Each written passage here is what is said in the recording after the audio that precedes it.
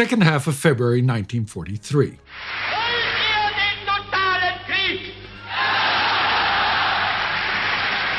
Before Goebbels screams the question, "Do you want unconditional war?" at the Berlin Sportpalast on February 18, 1943, he has faced the audience with that either Germans now support unconditional war or they are for unconditional surrender. But the Nazi-German unconditional war has been raging for more than 3 years. By now, the Allies have followed suit, and unconditional surrender is the only option given to Germany. They can, of course, choose total destruction instead.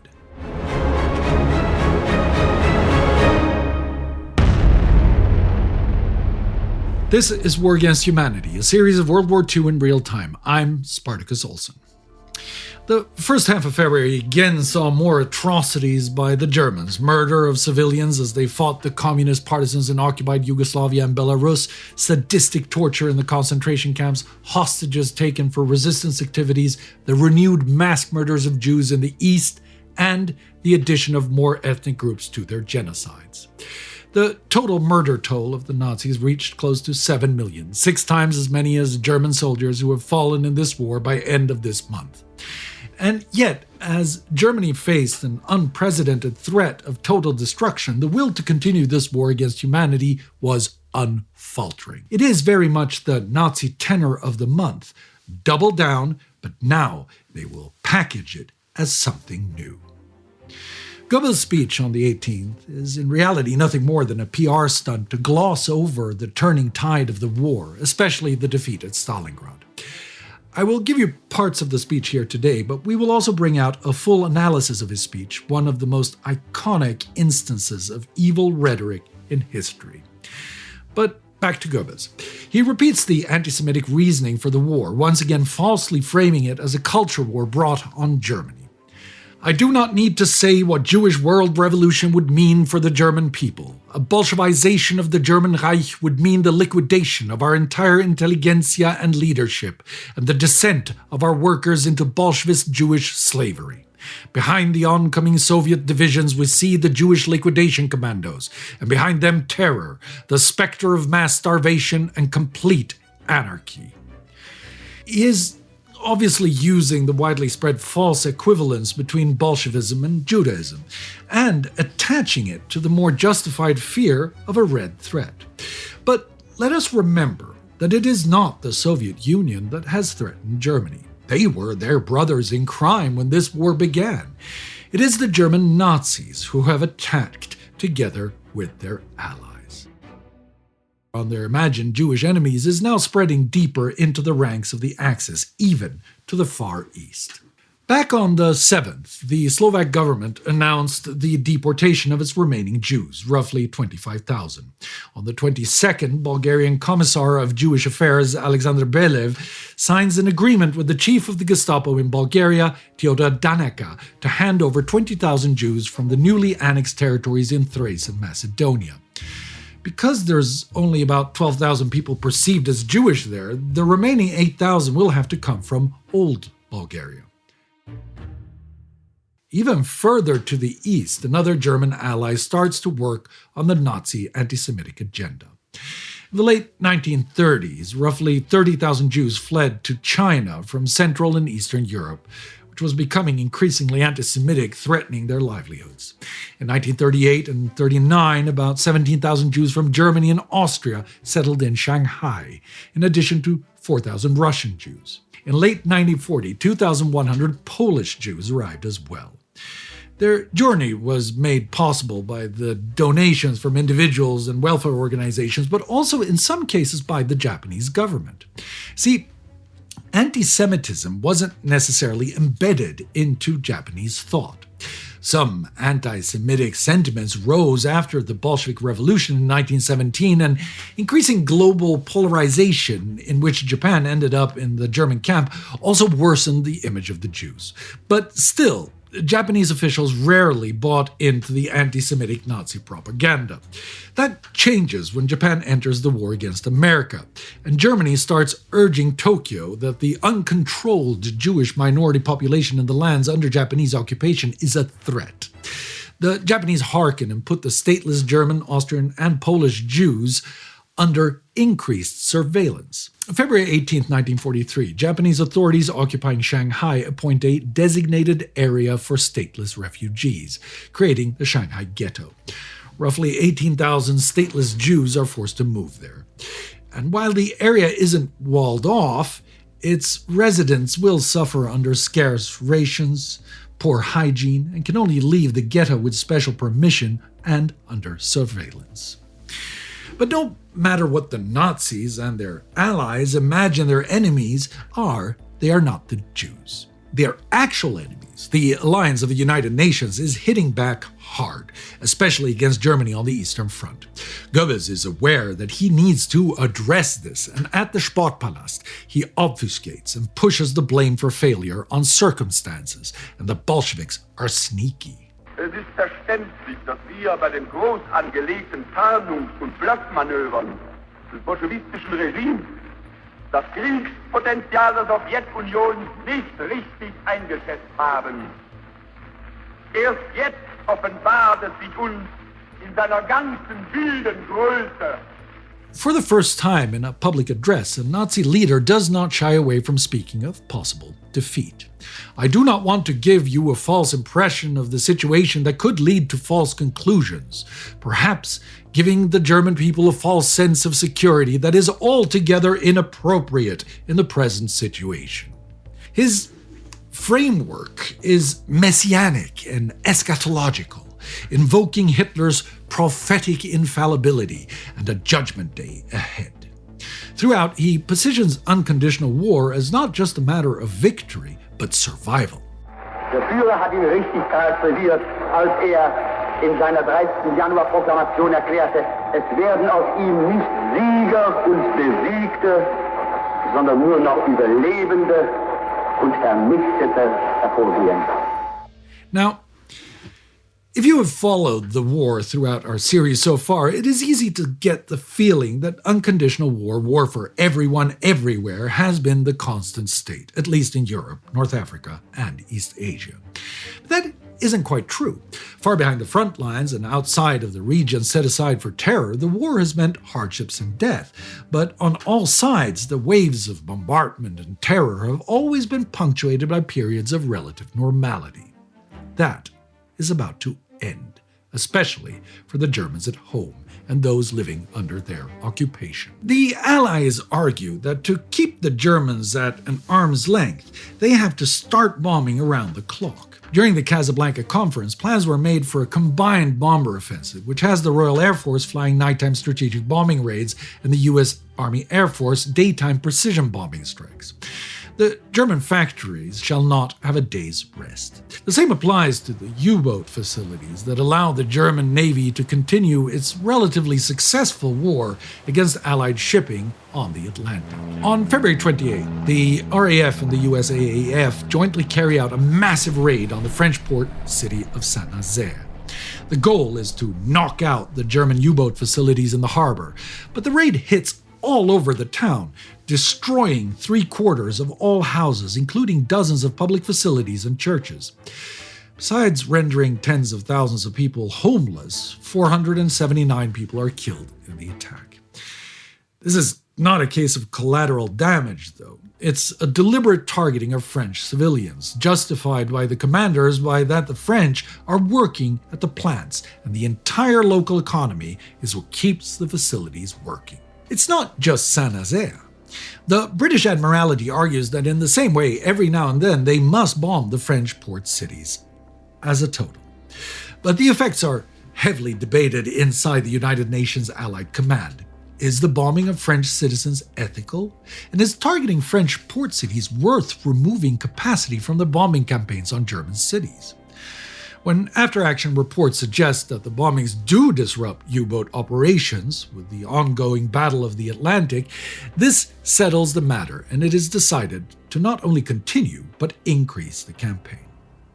The German military is at this point no longer in any position to respond in kind, but what they can do is wage their ideological war inside the occupied territories. In occupied Yugoslavia and the Croat state of NDH, the partisans have been driven out of most of their positions in the region where northwest Bosnia meets Croatia. They are now retreating in force southwards, aiming for a line from Prozor to Rama to Jablanica to Konjic.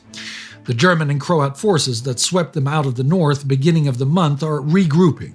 Meanwhile, the partisans strike hard at Italian and Chetnik forces, capturing strongholds while fighting off an Italian counterattack coming from Mostar.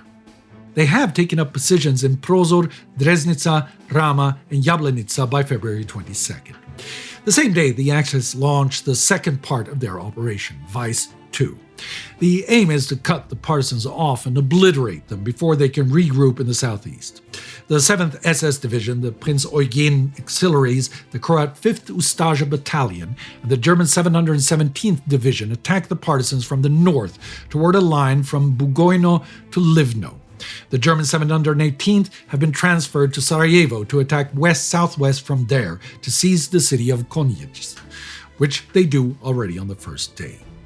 The Italian 18th Army Corps and Chetnik forces attack from Mostar towards Jablanica. The main parts of the Chetniks advanced north along the Neretva east bank to cut off any escape.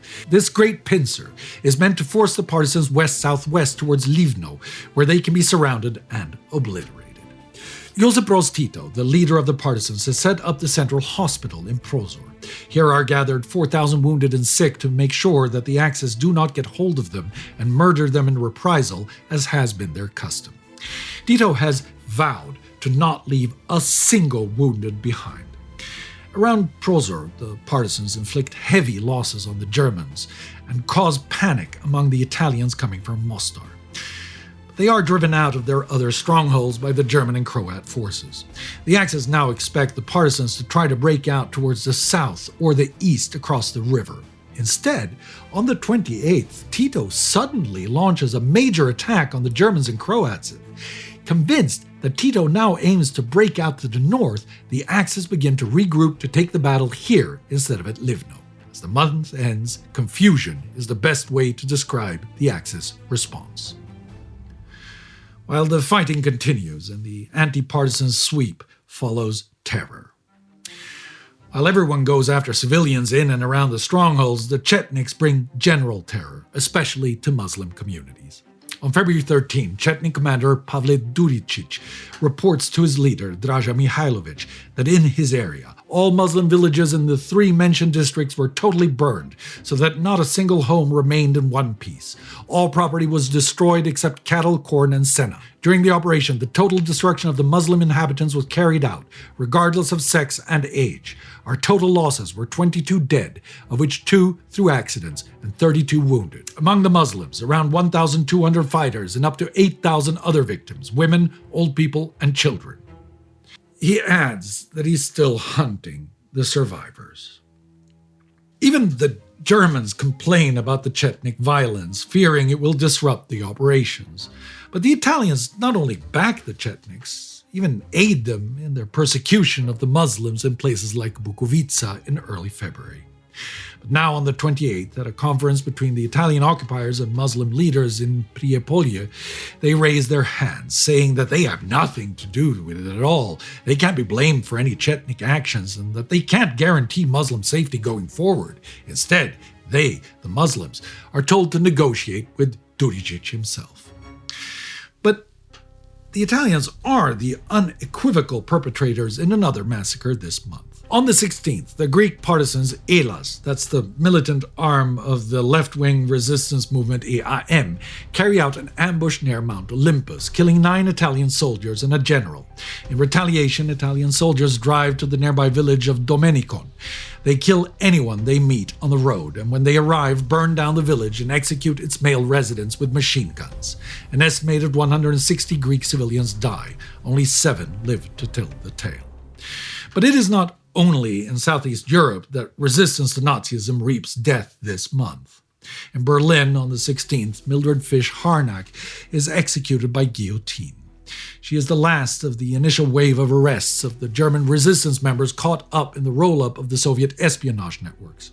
Her husband, Arvid, and the Schulze-Boyssens were killed on December 22nd. Mildred's sentence was commuted to life in prison, partly due to her U.S. citizenship. But this infuriated German Führer Adolf Hitler, and he ordered a retrial, and she was again sentenced to death. During their incarceration, the Harnacks and the Schulze-Boyssens were tortured by being stretched out between two beds with thumb screws and whipped until they yielded the names of other resistance members. In all, the Gestapo have now rounded up around 125 people in their network. Most have already been killed or will be soon. On the same day as Mildred is executed, in Munich, in unrelated developments, 3 students of the White Rose resistance groups are also beheaded. 4 days earlier, the siblings Hans Scholl and Sophie Scholl were captured at the University of Munich while distributing anti-Nazi leaflets. 2 days later, the Gestapo arrests their friend Christoph Probst based on the writings discovered on Hans.